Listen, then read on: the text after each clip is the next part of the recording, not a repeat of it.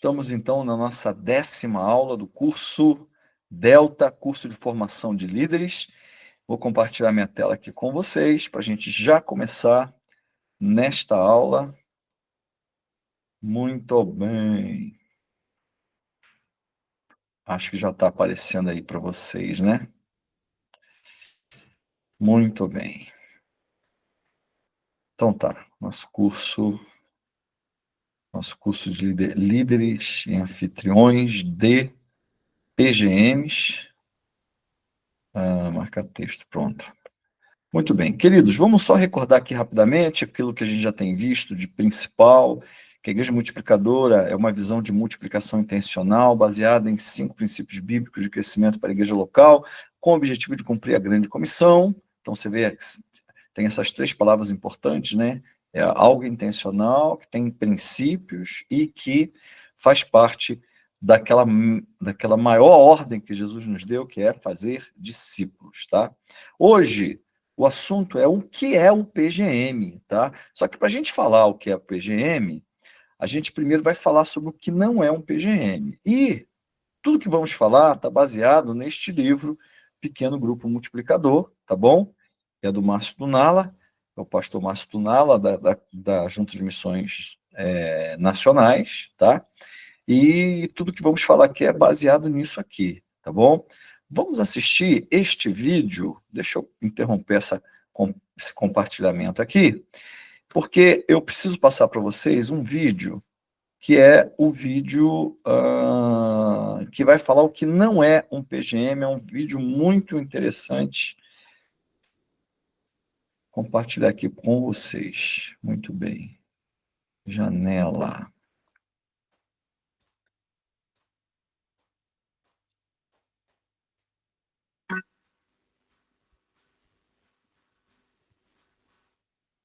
O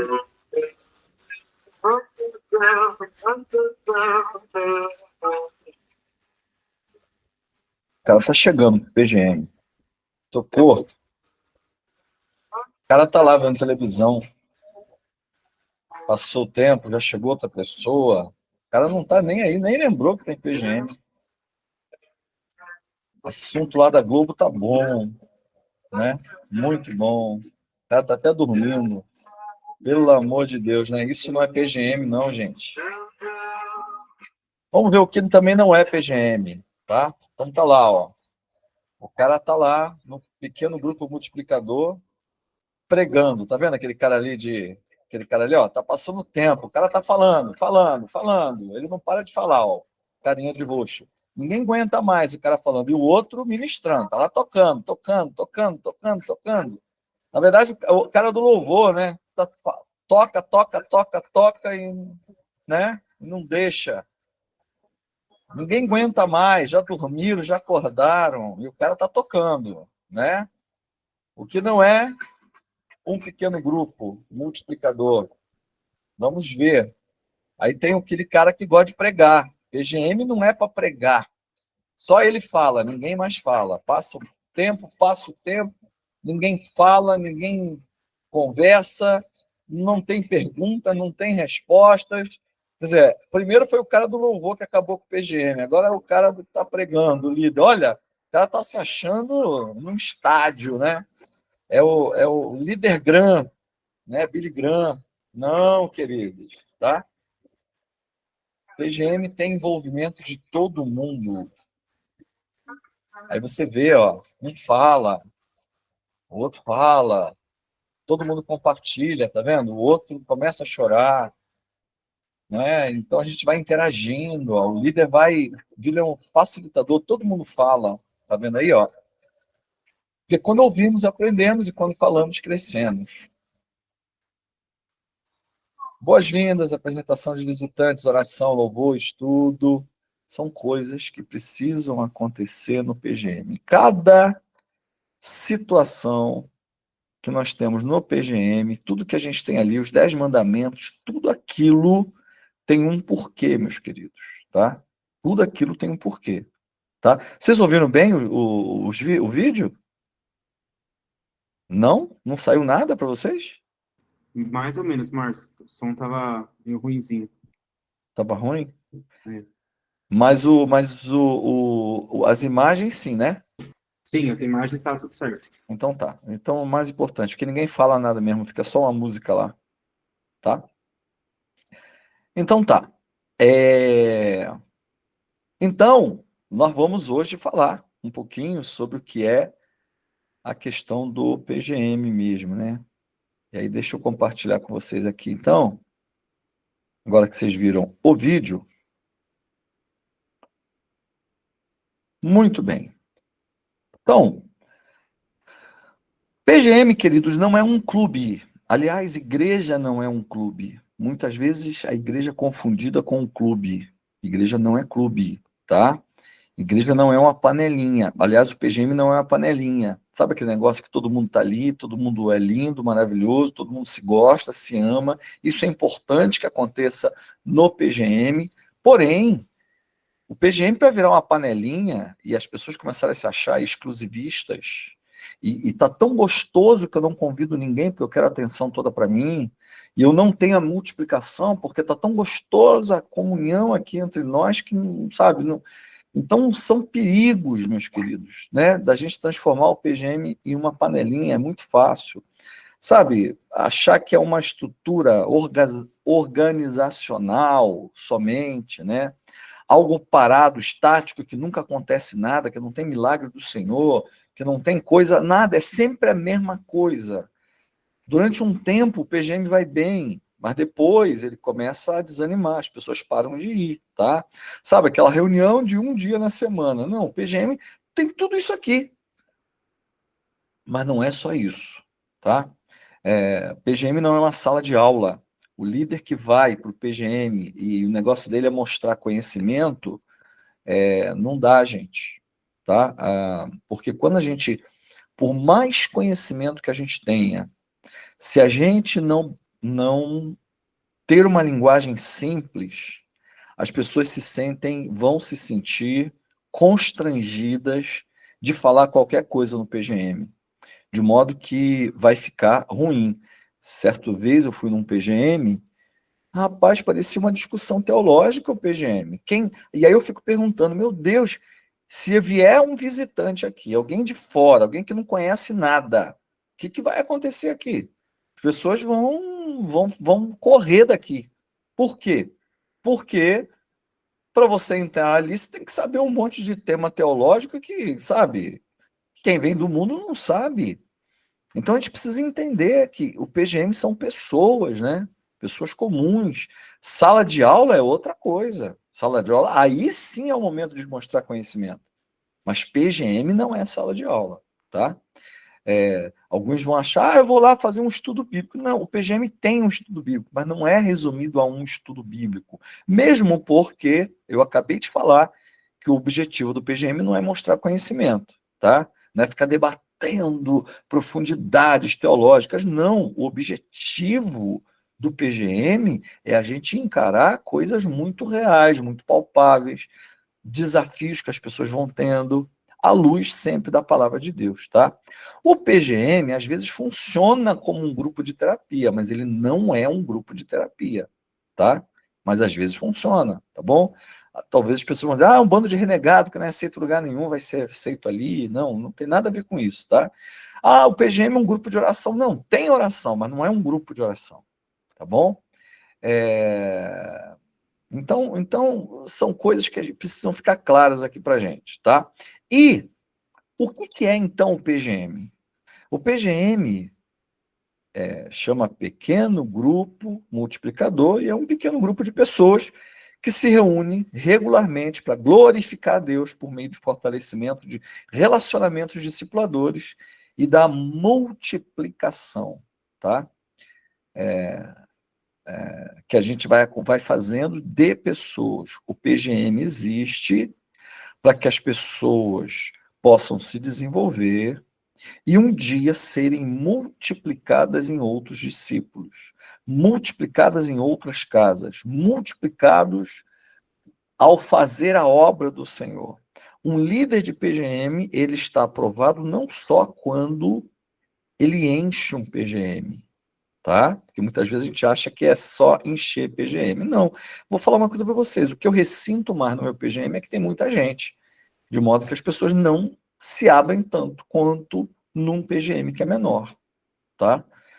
Então, o meu PGM acaba funcionando muitas vezes como uma pequena congregação, o que não é certo. Por isso que eu estou orando, estou buscando a multiplicação, tá? Do meu PGM, que é uma coisa que não é fácil, porque ninguém quer largar ninguém, tá? E o PGM, ele precisa ter esses 5 pilares, né? Esses 5 princípios, que é a oração, evangelização discipuladora, plantação de igreja, formação de líderes, compaixão e graça. Precisa acontecer, tá? Pessoas precisam ser ajudadas ali, tá? Muitas vezes quando elas estão com problemas, tá? Ao pedir para que outras pessoas façam as coisas e ao eles observarem a gente fazendo, eles estão aprendendo, dali vão sair líderes. Muitas vezes a multiplicação vai acontecendo de uma forma tão acelerada que igrejas precisam ser plantadas. Então, não faz sentido. Vamos supor, você tem um monte de PGMs lá em Jarinu. Em vez de sair todo mundo de lá e vir para cá, por que não abrir uma igreja lá, né, com esses PGMs, tá? Então, olha a importância da multiplicação, tá? E é claro, eu fico muito mais tranquilo quando as pessoas estão em um PGM do que quando elas não estão, tá? Por quê? Porque quando elas estão discutindo, elas estão lendo, elas estão vendo coisas importantes, existe um cuidado, porque, por exemplo, a pessoa não foi, o líder, pelo menos do PZM, sabe que não foi, vai dar uma ligadinha, vai saber por que não foi, o que está acontecendo, ou pelo menos a pessoa não vai, por exemplo, no culto, ela liga para o líder e fala, olha, não estou indo porque aconteceu tal coisa, e se for coisa grave, o que vai acontecer? O líder vai chegar para mim, vai falar, tá? Então, quer dizer, o cuidado, ele aumenta muito mais quando você tem a questão do PGM, tá? Então, o PGM, o pequeno grupo, ele tem esses propósitos que nós vimos nas últimas aulas, que é aquele propósito de raízes, tá? Que é relacionamento, você agregar, né, acolher, lembra? O A de acolhimento, o I de interceder, o Z de zelar, né, o ensinar o evangelho, porque ali também se ensina o evangelho de uma maneira muito gostosa, tá? E a questão da solicitação de contas.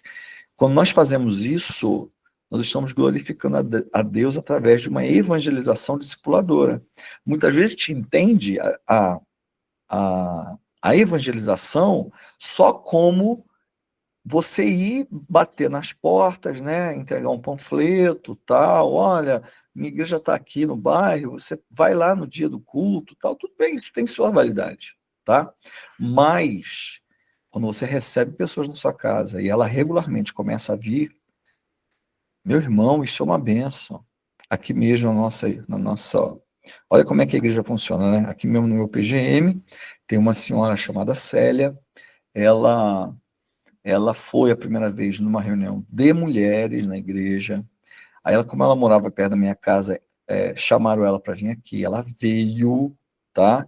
E ela veio, gostou, ficou muito agradecida, porque, olha só, agradecida por nós termos aceitado ela. Olha a situação, tá?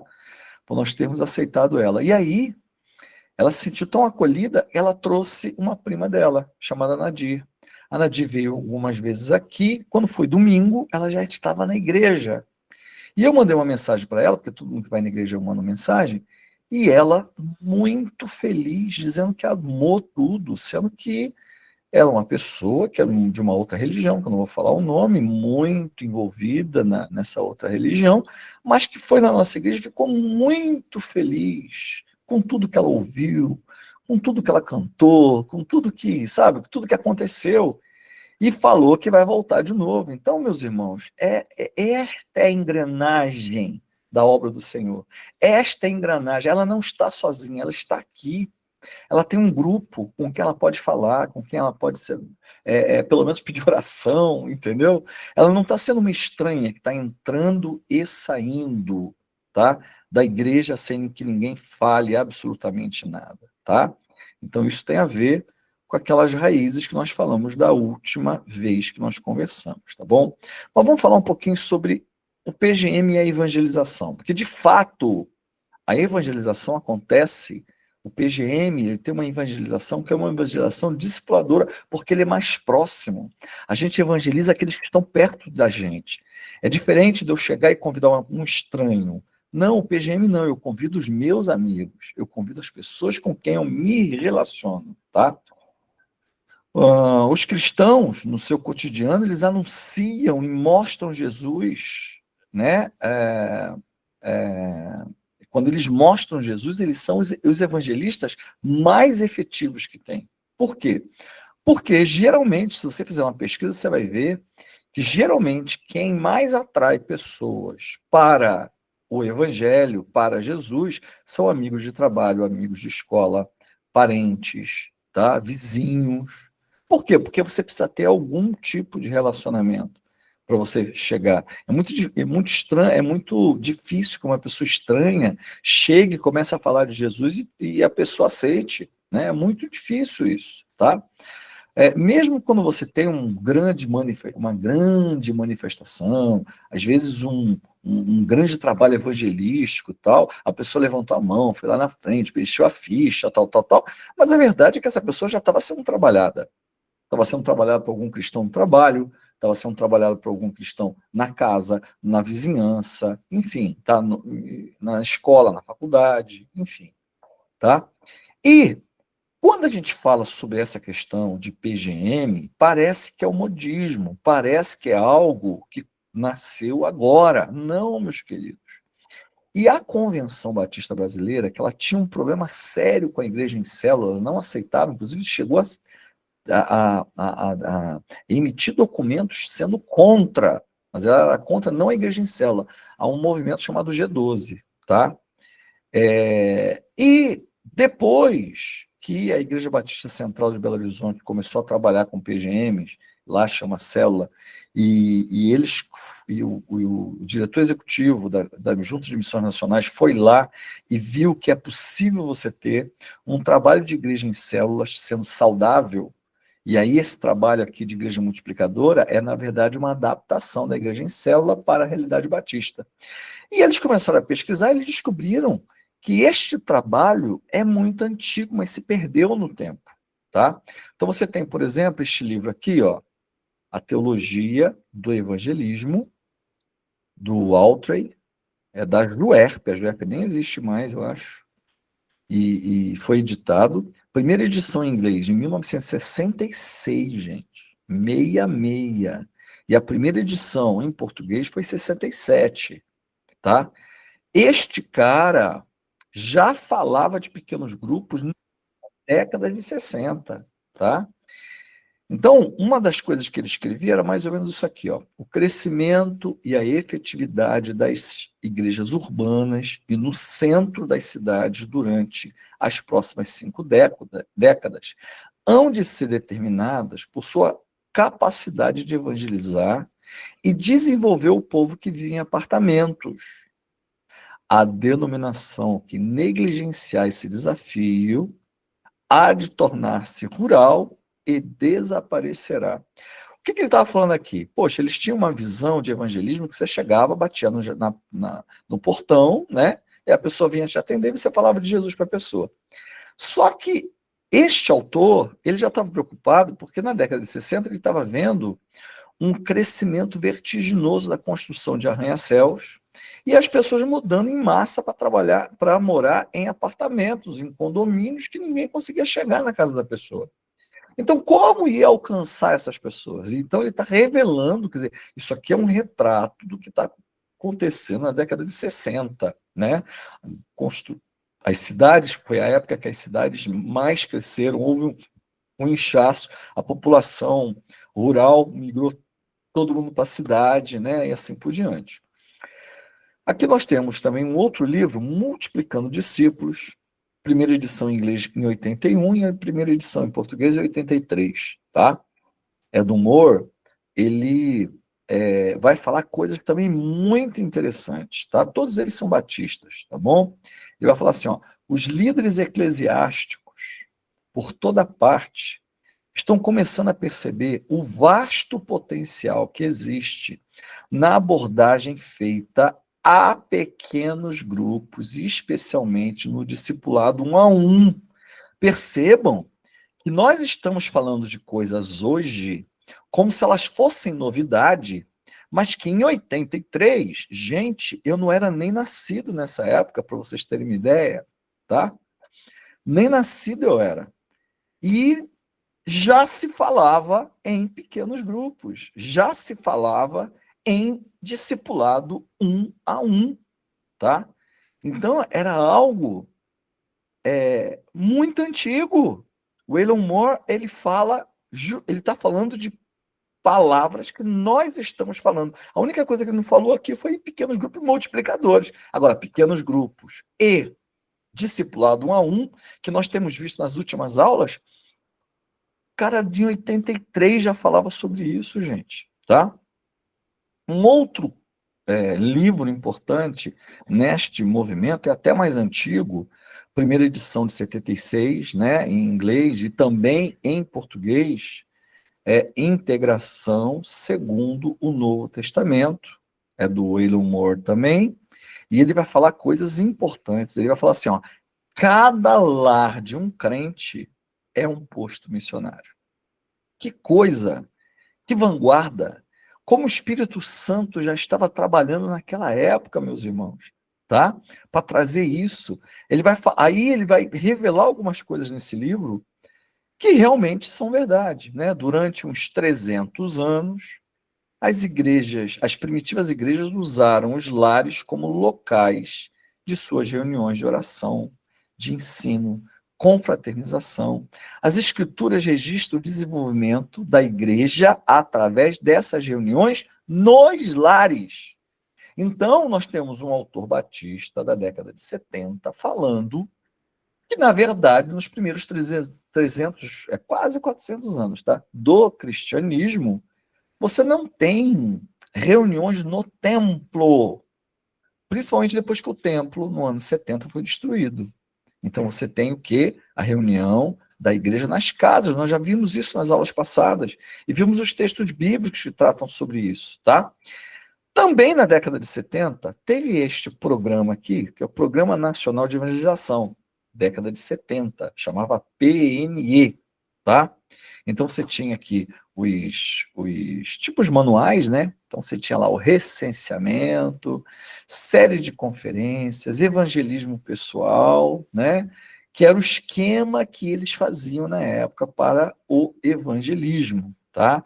Então, você ia buscando as pessoas nas casas, fazia o recenseamento, convidava elas para as séries de conferências, né, na igreja local, e depois ia-se nas casas fazer estudo bíblico, aconselhar, estar junto, tá? Então, isso aqui era um esqueminha antigo, mas que funcionava, tá? E quando você ia nas casas, tinha esse negócio chamado NEB, que é Núcleo de Estudo Bíblico, que na verdade se envolvia nas casas. E aí os manuais falavam assim, ó, o programa NEBs constituiu-se um dos mais urgentes métodos para o desenvolvimento das nossas igrejas. Não por ser um método novo, visto que foi amplamente usado pela igreja primitiva, porque você vai ver muita coisa acontecendo na igreja primitiva nas casas, né? Como podemos perceber em passagens bíblicas. Aí ele aponta as passagens bíblicas que nós já lemos, não vamos ler de novo, tá? Olha quantas passagens bíblicas. Atos, Romanos, 1 Coríntios, Colossenses, Filemão, tá? Tudo isso aí. Trata-se, pois, não de uma inovação. Isso era falado na época, que não é de uma inovação, não é uma novidade, mas da recuperação de um programa muito bem sucedido no passado e que, uma vez adaptado ao contexto da sociedade moderna, satisfaz plenamente as necessidades do presente. E qual o diferencial do PGM? O que acontece, né? Essa é a principal característica e é algo tão difícil, que é a intencionalidade na multiplicação. Por isso que tem o M.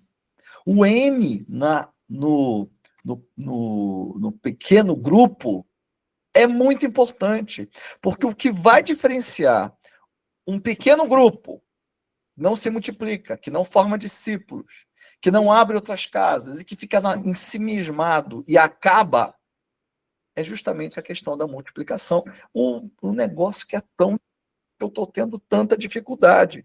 Tanta dificuldade porque as pessoas não abrem suas casas, tanta dificuldade porque, às vezes, os mais antigos que deveriam querer liderar não querem. Os mais novos, muitas vezes, que têm muito mais garra para querer liderar, mas ainda não estão preparados.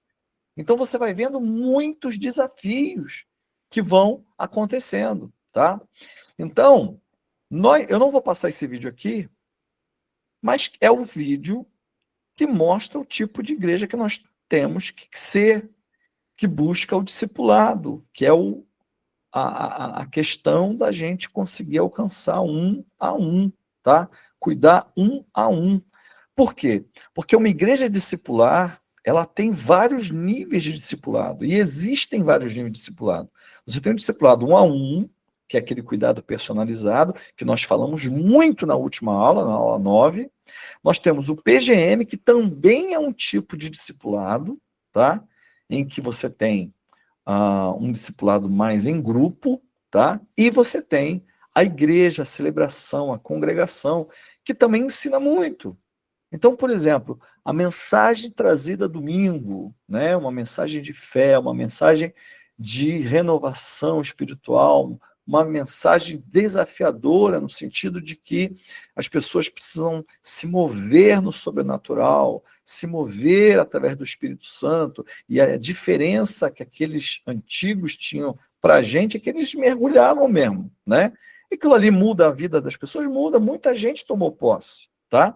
Mas tem muita coisa que vai acontecer no pequeno grupo que vai ser muito mais impactante. E o discipulado um a um, eu posso afirmar para vocês que ele é o grande segredo do desenvolvimento de uma igreja sadia, tá? Muito bem. Vocês tinham essa ideia do discipulado, de todas essas coisas que foram faladas aqui?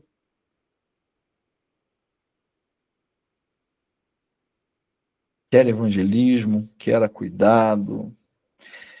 Ou vocês estavam achando que o PGM era uma novidade e ficaram surpresos hoje em verem que a coisa é antiga, muito mais antiga, que na década de 60 já se falava que também não era novidade, que era mais antigo ainda. Vocês conseguem compreender isso? Meus queridos, tinha uma frase do Chacrinha, né? Eu não sei nem quem era Chacrinha, mas o pessoal cita muito uma frase do Chacrinha, que fala assim, no universo nada se cria, nada se copia, tudo se transforma, um negócio assim que ele falava. Nada se cria, tudo se copia? É alguma coisa assim. Eu sei que tudo se transforma, eu sei que no final tudo se transforma, né? Como não é da minha época, eu não sei direito a frase. Então, o que acontece? É verdade, meus queridos. A igreja, ela sempre foi baseada em casas. O primeiro casal missionário que começou a plantar igrejas batistas aqui no Brasil eram os Bagby, tá? Eles eram americanos. Cara, eles pegavam uma canoa, desciam os rios, chegavam numa pequena aldeia e eles ali estabeleciam, não construíam casas. Eles ensinavam o evangelho para aquelas pessoas e ali eles deixavam uma igreja. Mas não era uma igreja parede, muitas vezes. mas era um povo que acreditava em Cristo e que se reunia e que falava. Vocês entenderam? E que viviam. Tinha eu não sei se ele está vivo ainda, o missionário Charles Brooke, tá? Se eu não me engano, era na Tailândia, não, Singapura. Eu acho que é Singapura. Que ele plantou 30 mil igrejas, tá?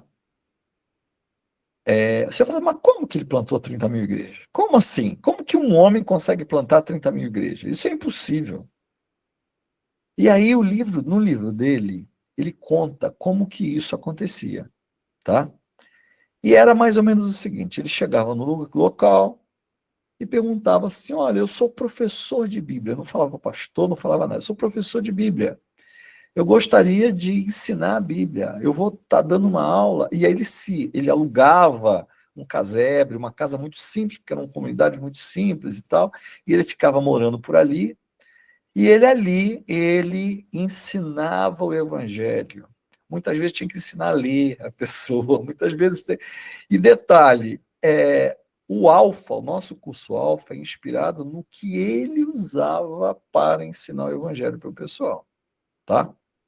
E é esse mesmo esquema, ele mandava ler, cada um lia um trecho, ele fazia perguntas, o pessoal respondia, anotava no papel a resposta, igual a gente faz com o nosso alfa.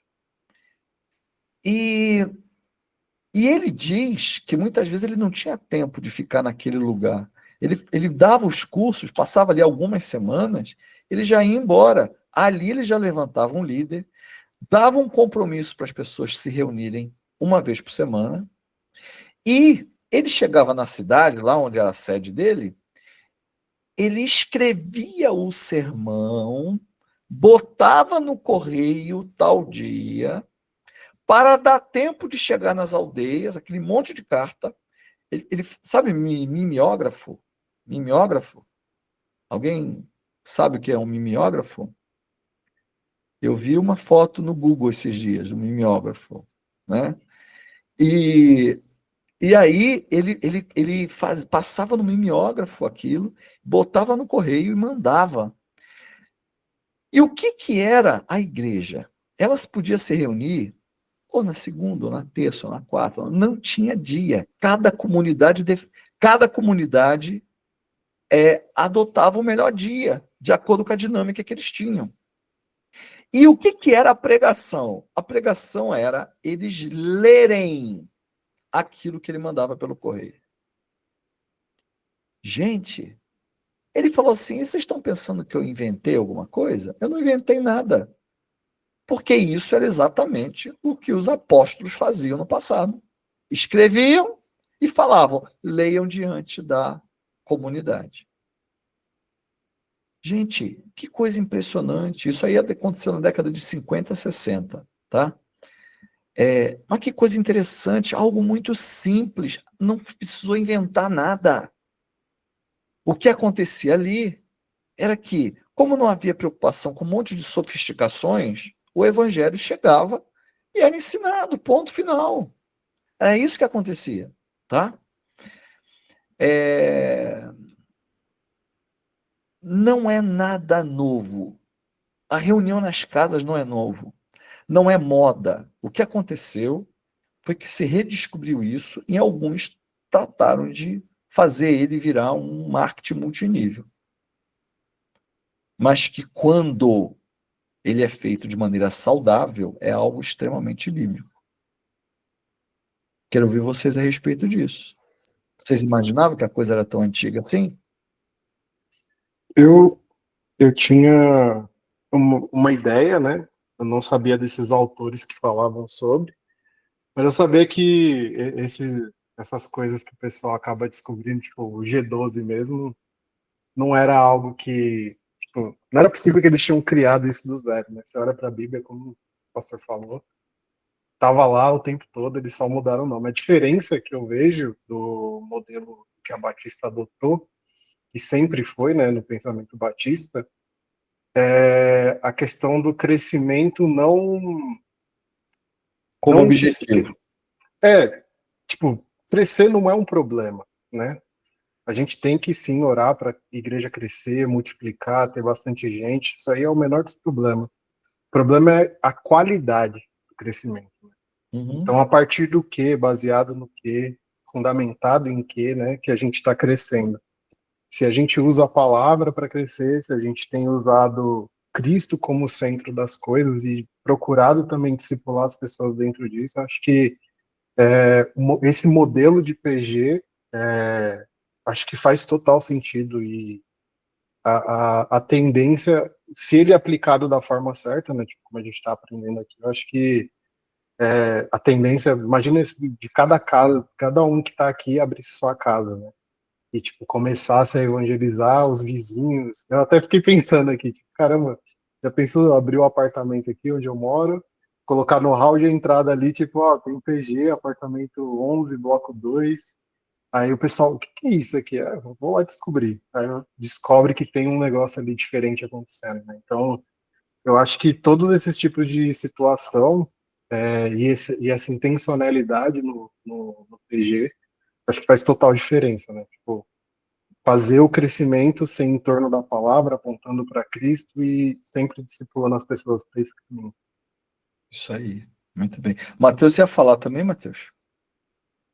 Você imaginava que era uma coisa nova? Não, eu imaginava que era uma coisa nova, não imaginava que era uma coisa tão antiga, né, que foi desde antigamente falando, achei que o PGM, a célula como um todo, achei que era uma coisa mais recente, que foi se popularizando, né, com as igrejas, com o digital, tal, então a galera fala, precisa de um PGM, porque é um a mais da igreja, vamos dizer assim, então eu imaginava que seria uma coisa assim, não que existia livros, que existia tantos anos atrás alguém falando sobre isso, iniciando, que é uma coisa que a gente acaba vendo que é tão importante, tão quanto estar na igreja, né? Você está ali cultuando. Então, é uma coisa que você mantém durante a semana e algo que cresce espiritualmente e tudo mais. É engraçado, né? Porque nossa igreja, a pessoa chega lá num culto, ela recebe uma mensagem minha, e aí eu começo a conversar com a pessoa, daqui a pouco eu convido a pessoa para ir na minha casa. Vocês imaginam que eu tenho percebido que tem gente que fica assustada com isso? Vocês imaginam isso? Eu percebia que tinha alguma coisa que acontecia, mas eu não sabia o que que era. Mas é que muitas pessoas acham um absurdo. Imagina, eu fui na igreja domingo, o cara tá me chamando para ir na casa dele. Algumas pessoas vão ficar contentes com isso, outras pessoas vão ficar extremamente assustadas. E como muitas vezes a pessoa chega toda ferida, toda machucada, ela não quer envolvimento com a estrutura da igreja, ela acaba não indo, e nunca mais voltando, porque ela fala assim, mas que igreja é essa louca que o pastor chama para ir na casa dele? Que igreja doida é essa que o Mateus encosta no cara e liga e fala assim, vem na minha casa? Está entendendo? Marcião, como é que foi para você, Marcião? Logo assim que você chegou na igreja, você começar a ir no PGM, o PGM fez diferença na sua vida? Você achava estranho? Teve alguma coisa assim? Você lembra, consegue lembrar? Para mim, o PGM foi fundamental porque a primeira igreja que eu conheci na minha vida foi a IBAS. Não tinha noção do que era uma igreja. E lá no culto, a primeira vez que eu fui, vi lá o louvor e tal, mas não teve aquela proximidade, né? Aí o PGM me ajudou nesse sentido, de eu entender o que é ser um cristão, o que é uma igreja. Hoje eu tenho noção de que a igreja são as pessoas, né? Não é um prédio, assim como eu tinha aquela ideia lá atrás. Mas o que me ajudou e ajuda a entender as coisas é no PGM, porque se tem mais liberdade, um contato mais próximo para trocar ideia, É, para tirar dúvidas, para aprender, entendeu?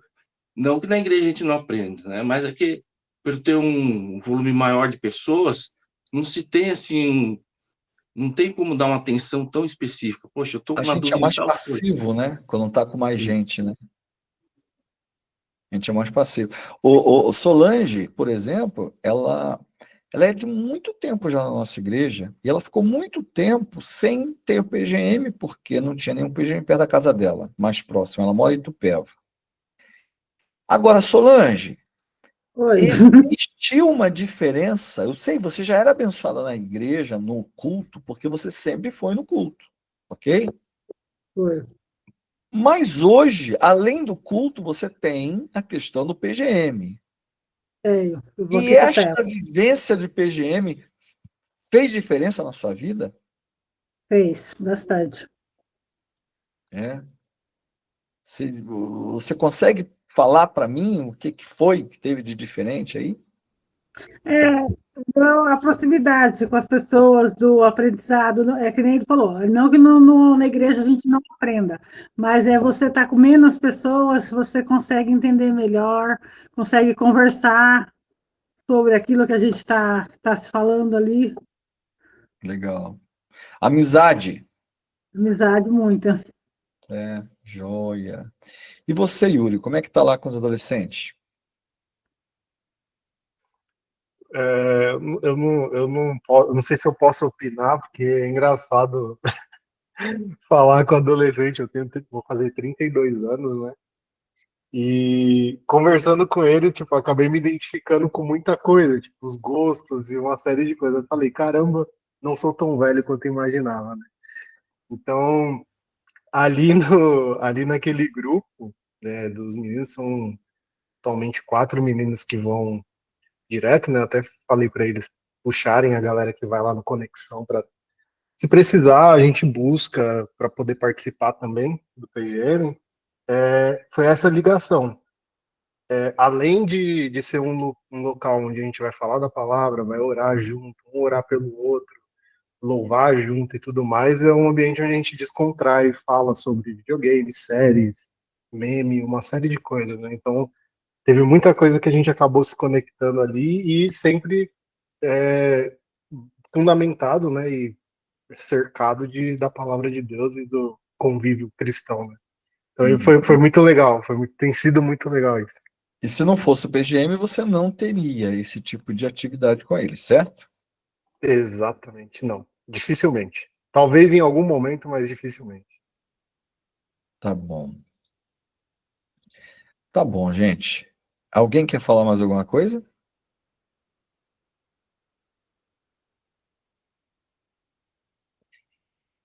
Então tá bom.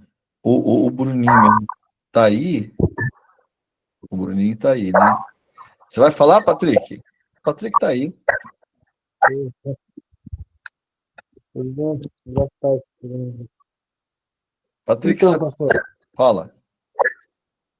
não, você comentou aí sobre o Billy Graham. O Billy Graham, ele assim, foi um dos maiores pregadores, assim, vamos dizer, contemporâneos, que eu vi uma vez falando que cerca de acho que 210 milhões de pessoas chegaram a ouvir a pregação dele, então, alguém bem relevante aí, vamos dizer assim. Enfim, só que foi um grande problema, tanto que teve a reunião depois disso, né?